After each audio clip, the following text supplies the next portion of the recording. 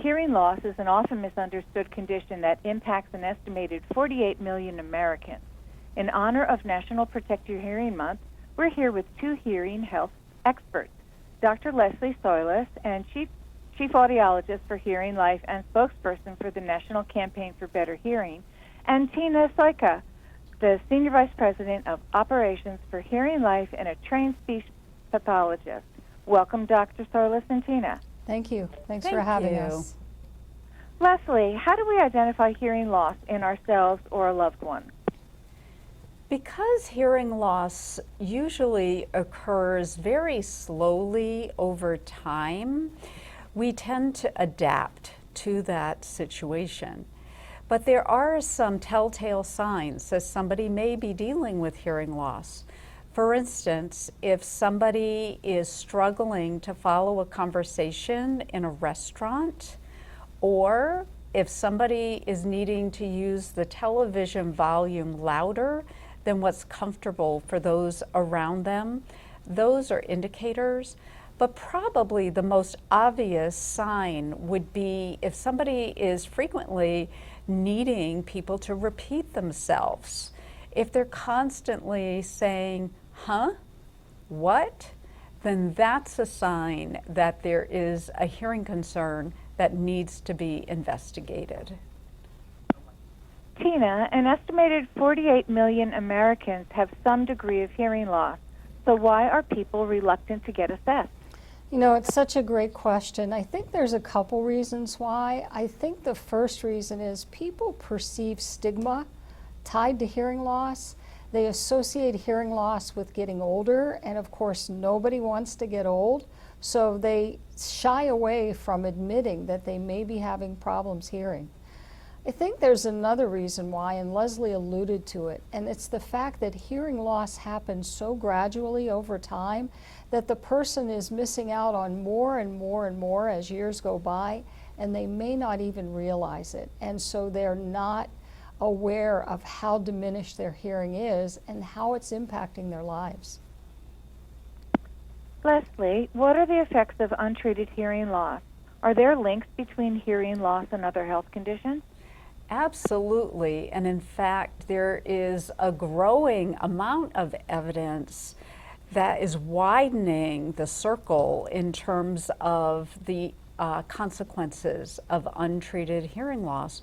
For instance, there's a higher risk of people suffering from depression, from anxiety, from social isolation.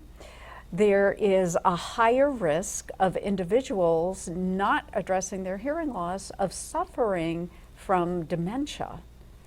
There's a higher risk of somebody experiencing a life-threatening fall as a result of untreated hearing loss.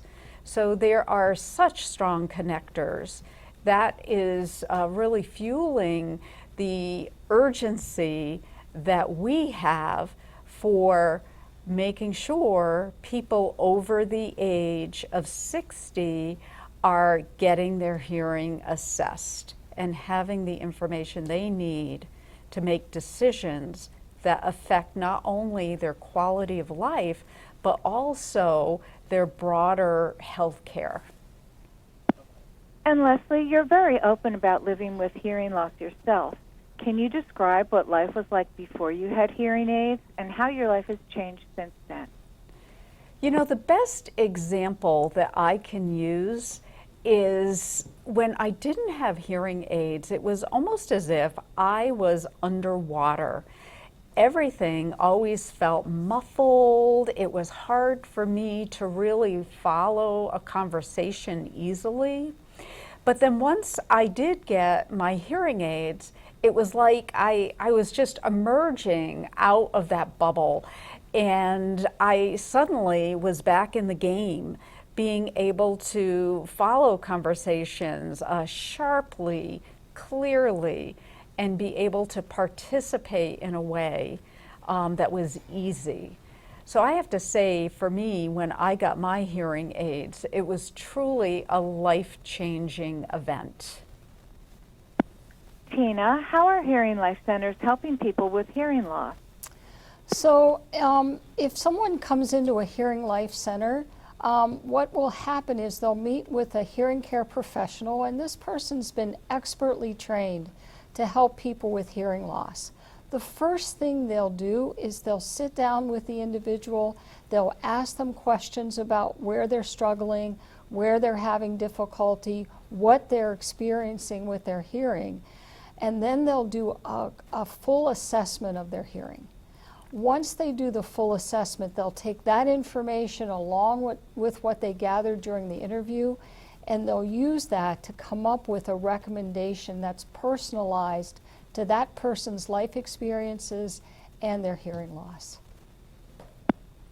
And Leslie, what can you tell us about the Campaign for Better Hearing? The Campaign for Better Hearing is actually a global campaign that Hearing Life Centers participate in. And the goal is to raise awareness of that connection we were just talking about between hearing loss and the consequences of it being untreated and how it affects our overall health. So we're really looking to put the individual's hearing care on their health care agenda. And the way we're doing this is by providing a complimentary hearing assessment to anybody 60 years of age and older at any one of our Hearing Life Centers. And Tina, what can you tell me about Hearing Life and who we are as a brand and a hearing health organization? Well, at Hearing Life, our mission is to help more people hear better. And what sets us apart is providing the best hearing health care differentiated by our professionals, our access to the best technology, and our focus on personalized care. We're a network of 500 plus hearing healthcare centers across the country that offer the best hearing solutions for people experiencing hearing loss. If you're interested in becoming a hearing healthcare provider for Hearing Life, go to HearingLife.com and click on the careers page to find out more about career opportunities for you.